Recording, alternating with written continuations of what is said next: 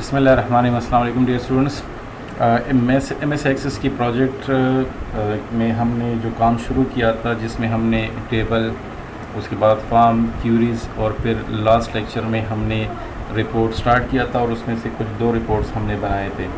आज हम एक रिपोर्ट बना रहे जो पिछली, अगर आपको क्लास में याद हो तो हमने एक क्यूरी बनाई थी, जो बिटवीन क्यूरी हमने यूज़ की थी। उसी के लिए हम एक रिपोर्ट यहाँ पर जनरेट करते हैं। तो वो किस तरीके से होता है, यहाँ देखिए रिपोर्ट विज़िट में आ जाए, इस पर क्लिक कर ले। ये बिटवीन पैरामीटर्स आपके पास है, सही। इसमें ये डेटा आप एक साइड पर लेके जाए, उसको नेक्स्ट कर दें। ये आपका डेटा है, नेक्स्ट डेटा एक साइड पर लेके जाएं, इसको नेक्स्ट कर दें।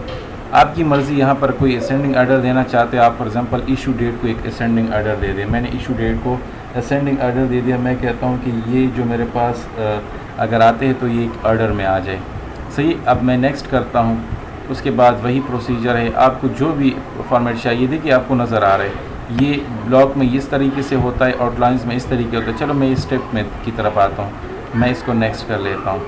इसका नाम आप क्या करते हो, मैं कहता हूँ बुक इशू बिटवीन का नाम मैं इसका रखता हूँ, बुक इशू बिटवीन। ये मैंने कर लिया और उसके बाद मैंने फिनिश कर लिया। अब देखिए इंटर स्टार्ट डेट चाह रहा है आपसे, फॉर एग्जांपल कह रहा है 3/3/2000, ये मैंने दे दिया है, ओके। उसके बाद मैं लिखता हूँ 5/6/2021, ये एंटर कर दिया। अब जितने भी बुक्स इन तारीख़ों दरमियान इशू हो चुके, वो तमाम की रिपोर्ट्स आपके सामने बुक इशू बिटवीन के नाम से आपको नज़र आ रहे। इशू नंबर्स हैं, ये बुक नेम है, इसके अलावा इशू डेट जो आप लोगों ने यहाँ पर क्रिएट की थी, तो उसके लिए हमने ये जो रिपोर्ट्स है वो क्रिएट कर लिया है। उम्मीद है इंशाल्लाह आपको इसकी समझ आई होगी कि किस तरीके से रिपोर्ट जनरेट की जाती है। तो ये रिपोर्ट जनरेट हो गई है। मैं इसको यहाँ से ख़त्म कर लेता हूँ। बुक इशू बिटवीन हो गया। इसके बाद एक और जो है अतर नेम के लिए मैं एक रिपोर्ट जनरेट करता हूँ, जो पैरामीटर मैंने पहले बनाया हुआ था। यहाँ पर मैं क्लिक करता हूँ, पैरामीटर जो अतर पैरामीटर था ये वाला है। मैं यहाँ से तमाम डेटा को उस साइड पे लेके जाता हूँ, नेक्स्ट, उसके बाद नेक्स्ट, फिर जो डेटा है उसको उस साइड पे लेके जाता हूँ, नेक्स्ट। इसमें आपको क्या चीज़ असेंडिंग आर्डर में चाहिए, फॉर एग्ज़ाम्पल इसमें परचेज़ हो गया, नहीं मुझे परचेज़ प्राइस चाहिए, बस चलो ये हो गया, एक मैंने कर लिया है कि परचेज़ प्राइस मुझे असेंडिंग आर्डर में चाहिए, नेक्स्ट कर दिया। कौन सा स्टाइल आपको पसंद है, यार मैं आउटलाइन में करना चाहता हूँ, मैंने नेक्स्ट कर लिया। ये अतर 1 लिखा है, लेकिन मैं इसके साथ लिखता हूँ अदरवाइज़ पैरामीटर, सही। ये मेरे पास बन गया, नेक्स्ट। यहाँ पर अतर का नेम जानना चाहता है, फॉर एग्ज़ाम्पल मैं कहता हूँ अल्लामा इकबाल, ये मेरे पास अब है या नहीं, लेकिन मैंने कर दिया, एंटर। अब देखिए अल्लामा इकबाल का जो डेटा है वो आपको रिपोर्ट के फॉर्म में बता रहा है कि अदरवाइज़ पैरामीटर हमने यूज़ किया था। अतर का नाम अल्लामा इकबाल है, बुक का नाम फ़िलॉसफी बेसिक्स है, पेजेस उसकी 300 है और उसकी जो परचेज़ प्राइस है वो 230 रुपये है। तो ये हमने कर लिया है। इसके अलावा अगर आप मज़ीद बनाना चाहते हो कोई रिपोर्ट्स, मिसाल के तौर पर बुक इशू बाय अतर वाला एक ये भी बना लेता हूँ, उसके बाद फिर मैं इसको ख़त्म कर लेता हूँ। ये मैं इसको ख़त्म कर लेता हूँ, यहाँ पर एक और रिपोर्ट बनाता हूँ और बुक इशू बाय अतर के लिए एक रिपोर्ट बनाता हूँ, बुक इशू बाय अतर ये है, ये मैंने कर लिया है।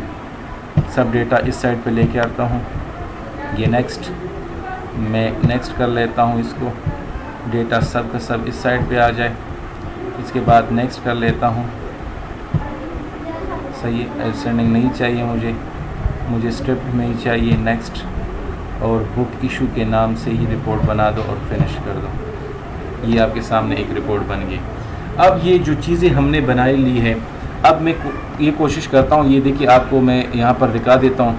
ये ऊपर जो आपको नज़र आ रही है ये क्यूरीज़ हैं, बल्कि सबसे पहले ऊपर आप देखिए ये टेबल्स है, जो टेबल्स हमने बनाए थे उनका डेटा आपको नज़र आ रहा है। उसके बाद क्यूरीज़ है, उसके बाद फॉर्म्स है और उसके बाद रिपोर्ट्स है।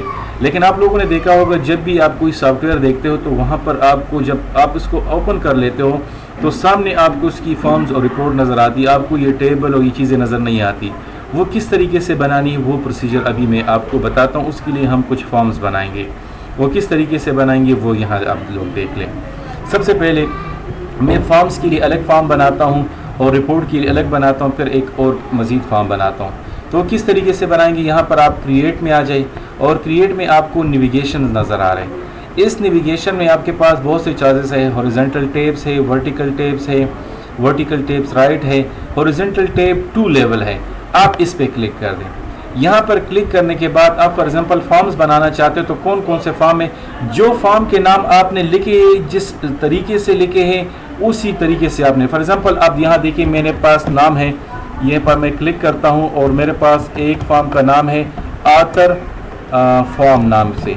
अब ये आपने लिख दिया आतर फॉर्म, जिस तरीके से वहाँ लिखा था उस तरीके से आपने यहाँ पर लिखना है। एंटर दबा दें वो रिपोर्ट। उसके बाद यहाँ पर मैं क्लिक करता हूँ, मैं कहता हूँ कि मुझे बुक कलेक्शन फॉर्म, ये एंटर कर दें। उसके बाद थर्ड में आप आता हूँ, उसके बाद जो फॉर्म है वो है बुक इशू फॉर्म, ये एंटर कर दें। उसके बाद दूसरा चौथा जो फॉर्म है मेरे पास वो है कैटेगरी फॉर्म।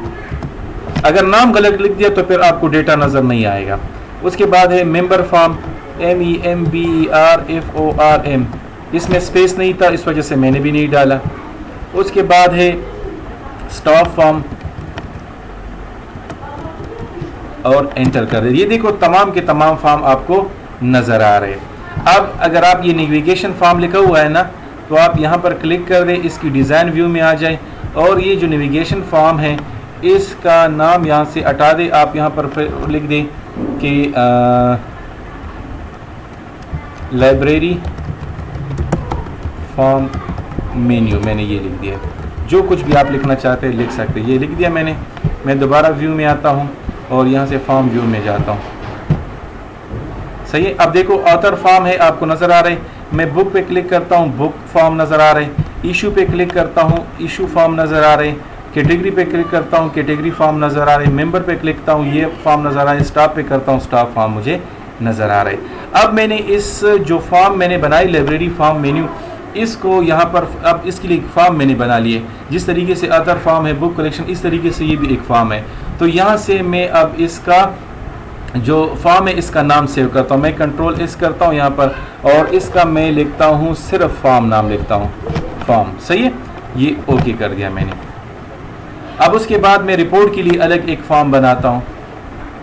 तो यहाँ पर मैं आता हूँ नेविगेशन में, यहाँ पर हॉरिजॉन्टल टैब लेवल 2 लेवल है, यहाँ पर मैं क्लिक करता हूँ और यहाँ पर मैं जो मेरे पास रिपोर्ट से एक मेरे पास अतर के नाम से है, एंटर कर दिया।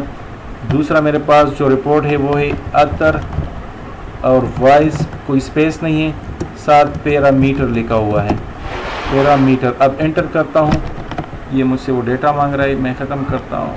सही है, ये अदरवाइज पैरामीटर ये हो गया। उसके बाद मैं थर्ड की तरफ आता हूँ। ये थर्ड मेरे पास जो है बुक इशू है। सही है, मैं एंटर दबाता हूँ। दूसरा मेरे पास है बुक इशू बिटवीन है।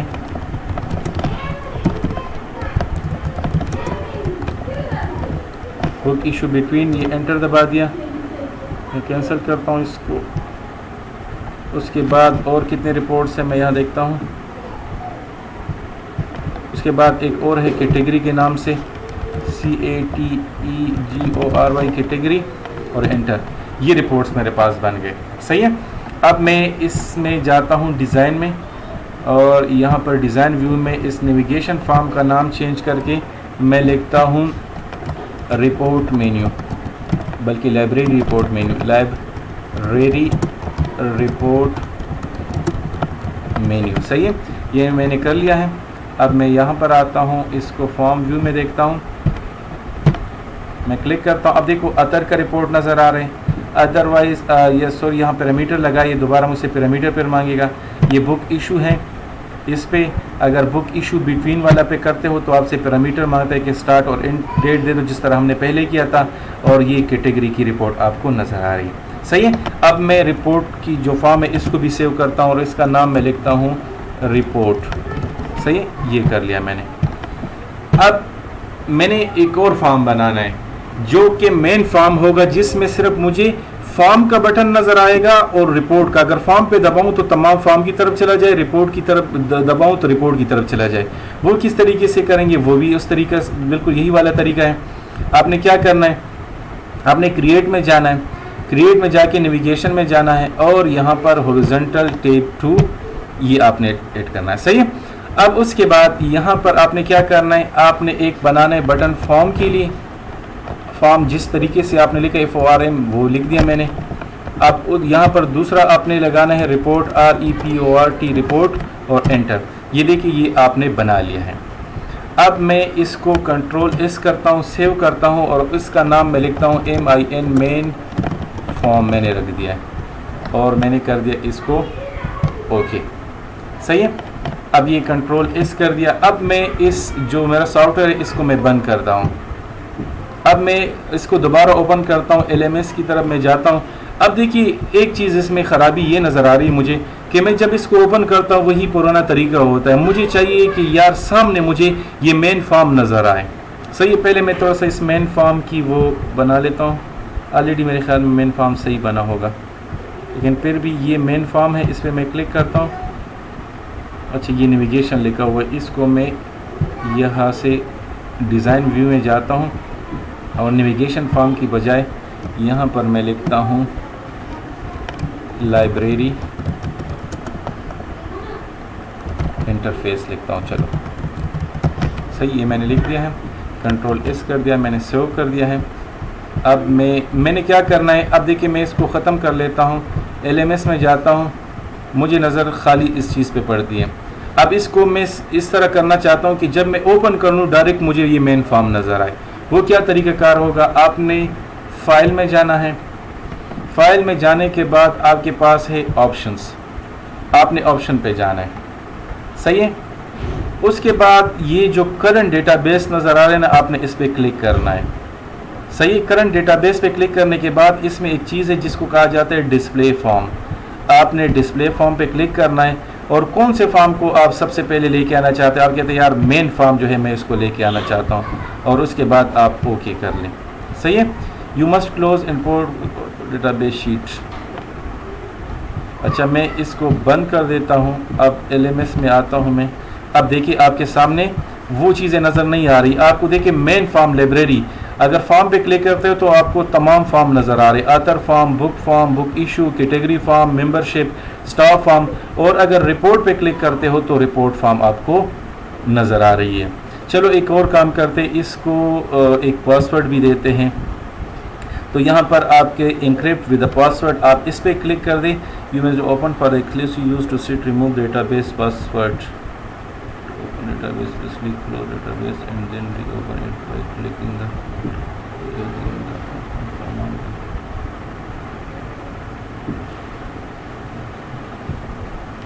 चलो मैं यहाँ पर आता हूँ और यहाँ पर मेरे पास जो ओपन एक्सक्लूसिव है उस पे मैंने ये पासवर्ड लगाना है।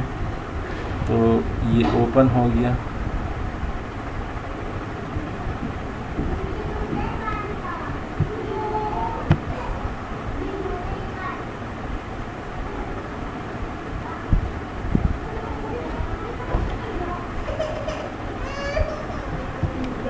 मैं एक काम करता हूँ यहाँ पर।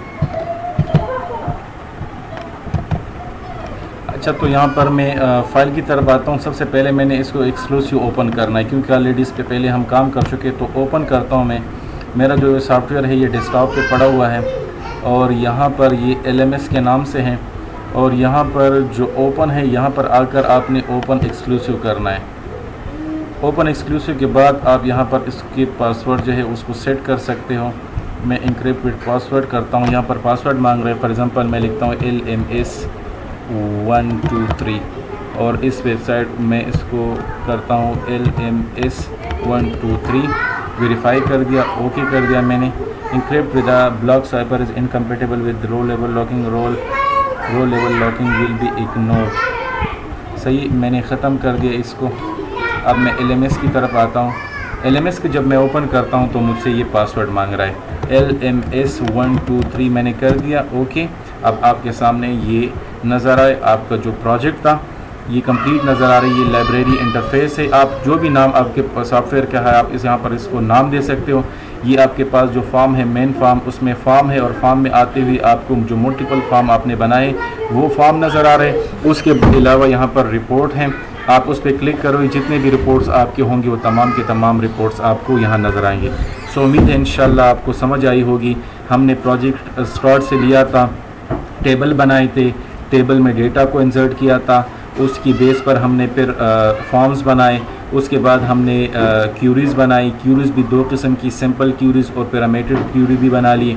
उसके बाद फिर हमने उन पैरामीटर्स क्यूरीज़ की बेस पर रिपोर्ट जनरेट कर लिए और उसके बाद फिर हमने अलग अलग फॉर्म्स बना लिए, फॉर्म के लिए और रिपोर्ट्स के लिए, और एक अलग फॉर्म फिर बना लिया हमने दोनों फॉर्म और रिपोर्ट के लिए। और आखिर में हमने उस पर एक पासवर्ड भी बना रख दिया कि किस तरीके से अगर कोई इसको इल्लीगली एक्सेस करना चाहता है तो इस पासवर्ड के थ्रू वो एंटर ना हो सके। सो यहाँ तक जो हमने काम किया, हमने MS एक्सेस में एक छोटी सी प्रोजेक्ट को यहाँ पर ख़त्म कर दिया है। अगर कोई किसी किस्म का भी मसला है आप मेरे साथ डिस्कस कर सकते हैं। ओके, शुक्रिया।